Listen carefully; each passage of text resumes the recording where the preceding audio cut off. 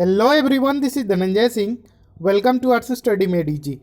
As you know that we have started history series of class 7th. This is the third lecture of chapter 9, that is the making of regional cultures. इससे पहले इस chapter में हम लोगों ने 2 lecture कर रखा है. डिस्क्रिप्शन में आपको प्लेलिस्ट का लिंक मिल जाएगा, वहाँ से आप पिछले दोनों लेक्चर्स को एक्सेस कर सकते हैं.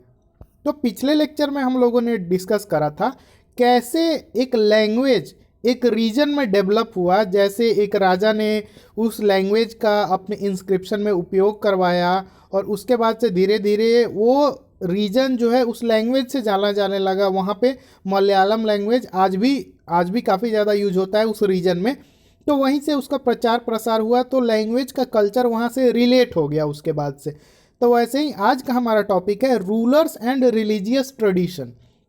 यानी कि जो रूलर्स थे, जो शासक थे, उन्होंने कैसे एक रिलीजियस ट्रेडिशन को लिंक कर दिया किसी जगह से. और उसके लिए हम लोग जगन्नाथ कल्ट का एग्जाम्पल लेंगे. जो जगन्नाथ पंथ है उसका हम लोग एग्जाम्पल लेंगे. पंथ, सॉरी, नॉट पंथ, इट्स पंथ. तो in other reasons regional cultures grew around religious traditions. तो जैसे पिछले लेक्चर में लैंग्वेज पे हम लोग देखे थे, तो अब किसी और रीजन का बात करते हैं आज हम लोग. तो और रीजन में क्या देखा गया कि जो रीजनल कल्चर है, यानी कि उस क्षेत्र का जो कल्चर था, संस्कृति था, वो रिलीजियस ट्रेडिशन के आसपास में ग्रो हुआ. यानी कि धार्मिक जो परंपरा थी, वहाँ की रीति रिवाज थी, उसके आसपास वहाँ पे रीजनल कल्चर ग्रो किया. और इसका बेस्ट एग्जाम्पल जो है वो जगन्नाथ का कल्ट है. यानी कि जगन्नाथ पंथ की जो स्थापना हुई थी पूरी उड़ीसा में.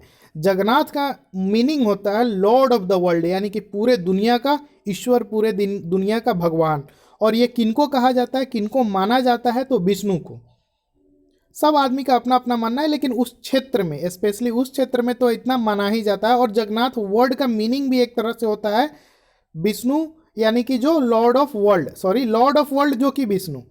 तो to date the local tribe people make the wooden image of the deity.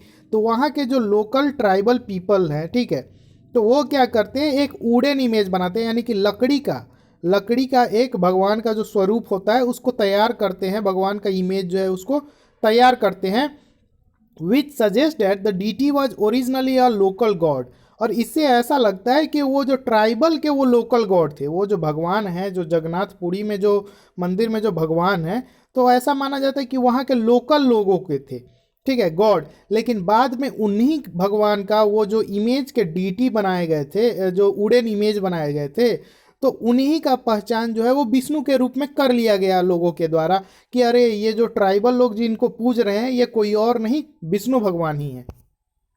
तो 12वीं सेंचुरी में क्या हुआ, वहाँ के एक इम्पोर्टेंट रूलर गंगा डायनेस्टी के, जिनका नाम था अनंत बर्मन, उन्होंने क्या डिसाइड किया कि एक टेम्पल को क्या किया जाए, बनवाया जाए यहाँ पे.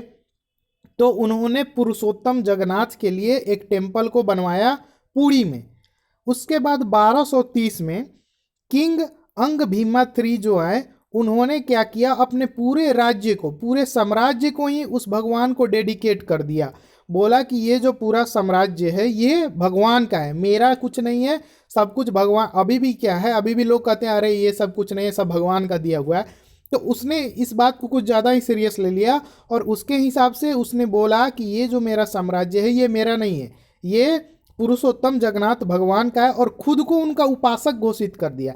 यानी कि होता है ना, जैसे एक तरह से दास हो गए, जैसे उनका एक छोटा सा, मतलब समझो ना, बच्चा टाइप का, कि जो है सो वो है, मैं तो बस उनका एक काम करने वाला सिपाही टाइप का आदमी हूँ. यहाँ पे जो है एक पिक्चर है, द आइकन्स ऑफ, इसमें जो बालभद्र है, सुभद्र है और जगन्नाथ है. ये पाम लीफ मनुस्क्रिप्ट जो है उड़ीसा का, उसका पिक्चर है ये.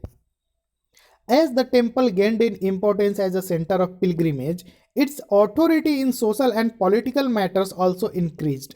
अब क्या हुआ, अब जब खुद राजा ही बोल रहा है कि ये पूरा साम्राज्य जो है इस भगवान का है और वो भगवान जो है उस मंदिर में है, तो यानी कि अब मंदिर का जो है काफ़ी ज़्यादा प्रचलन हो गया.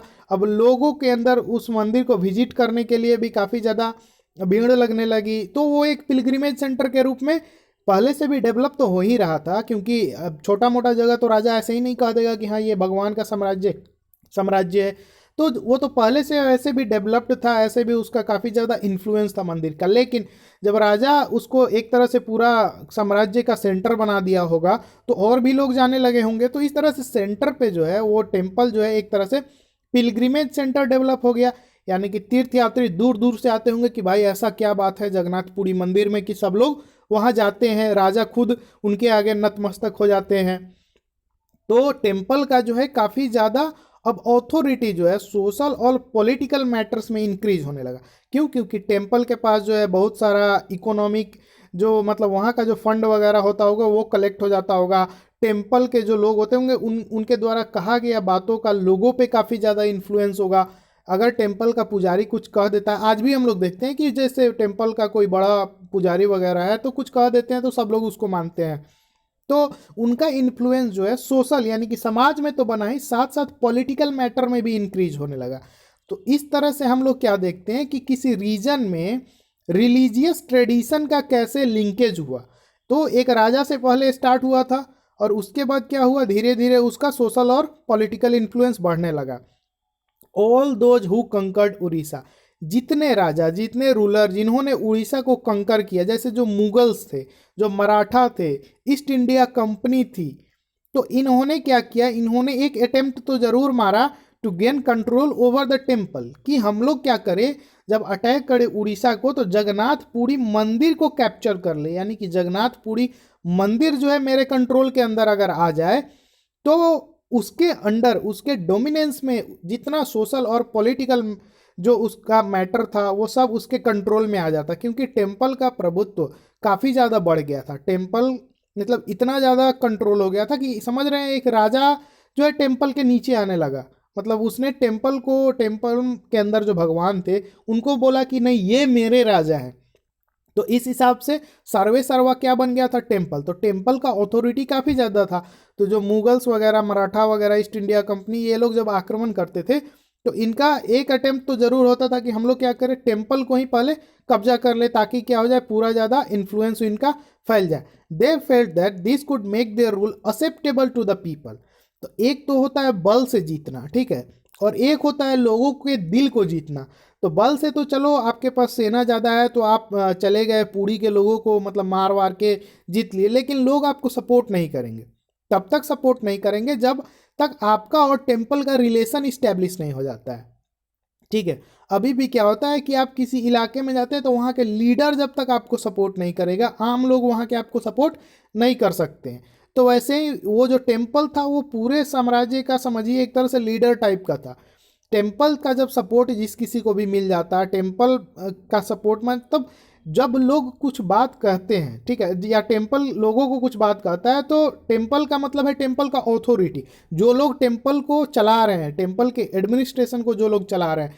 तो क्या होता था कि जब ऐसा होगा कि कोई रूलर आया और टेम्पल पे कंट्रोल कर लिया, तो टेम्पल जो है वहाँ के लोगों को समझाएगा, यानी कि टेम्पल का अथॉरिटी लोगों को समझाएगा और लोग उसका बात मानेंगे। और जो कंकर किया है, जैसे मुगल आए तो मुगल को क्या करेंगे, सपोर्ट करेंगे। तो इस तरह से क्या होगा, मुगल को उड़ीसा में प्रशासन चलाने में काफ़ी मतलब आसानी होगी।